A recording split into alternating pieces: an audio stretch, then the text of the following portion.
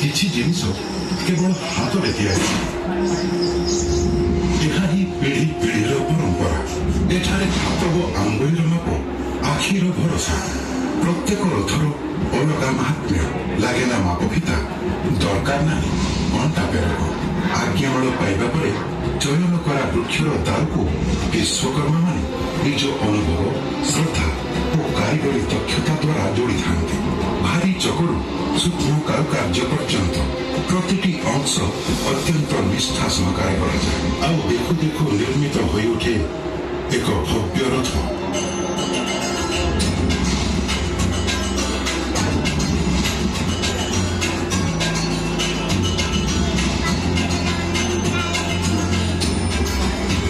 ଶ୍ରୀମନ୍ଦିରରୁ ପବିତ୍ର ଗୁଣ୍ଡିଚା ମନ୍ଦିର ଅଭିମୁଖେ ଏହି ରଥ ବଡ଼ଦାଣ୍ଡ ଉପରେ ପ୍ରାୟ 3 କିଲୋମିଟର ପଥର ଦିବ୍ୟ ଯାତ୍ରା ସମ୍ପୂର୍ଣ୍ଣ କରେ। ତେବେ ଆପଣଙ୍କ ପାଇଁ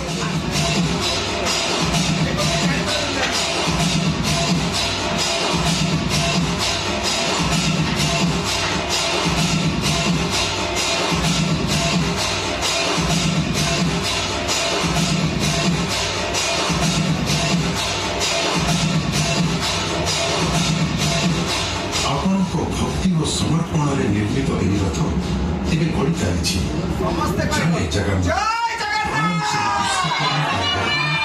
ଯେଉଁମାନେ ଭକ୍ତି, ଶ୍ରଦ୍ଧା, ଅତୁଟ ନିଷ୍ଠା ଏବଂ ସଠିକ କାରିଗରୀ ବିଦ୍ୟା ସହିତ ପ୍ରତିବର୍ଷ ଏହି ଅଦ୍ଭୁତ ଦିବ୍ୟ ରଥ ଗଡ଼ି ଆସୁଛନ୍ତି, ସେମାନଙ୍କ ସମର୍ପଣକୁ ଆଶୀର୍ବାଦର ଶତ ଶତ ପ୍ରଣାମ।